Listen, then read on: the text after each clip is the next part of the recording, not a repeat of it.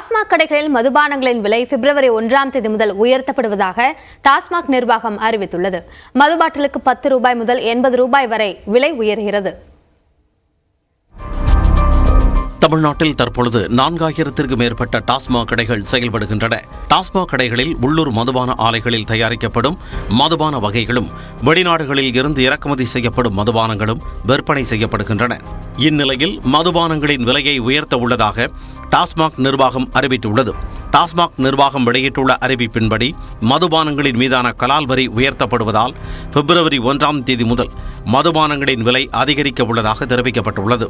இதன் மூலம் 180 மில்லி அளவு கொண்ட சாதாரண மற்றும் நடுத்தர ரக குவார்ட்டர் மதுபானங்களின் விலை 10 ரூபாயும் 180 மில்லி அளவு கொண்ட உயர்தர ரக மதுபானங்கள் விலை 20 ரூபாயும் உயர்த்தப்படுகிறது. அதன்படி 750 மில்லி அளவு கொண்ட மதுபானங்களின் விலை 80 ரூபாய் வரை உயரும். மேலும் 650 மில்லி அளவு கொண்ட பீர் வகைகளின் விலையில் 10 ரூபாய் உயர்த்தப்படுகிறது. 375 மில்லி 750 மில்லி 1 லிட்டர் கொள்ளளவுகளில் விற்கப்படும் மதுபான ரகங்கள் மற்றும் 325 மில்லி 500 மில்லி கொள்ளளவுகளில் விற்கப்படும் பீர் வகைகளும் அந்தந்த ரகம் மற்றும் கொள்ளளவுக்கு ஏற்றவாறு விலை உயர்த்தப்பட்டு விற்கப்படும் என அறிவிக்கப்பட்டுள்ளது.